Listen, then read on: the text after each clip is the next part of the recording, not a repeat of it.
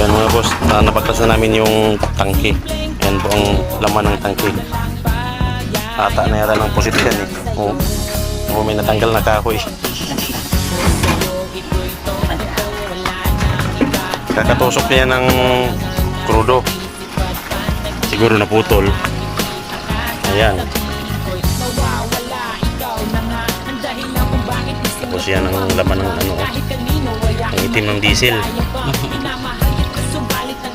May laman pa no?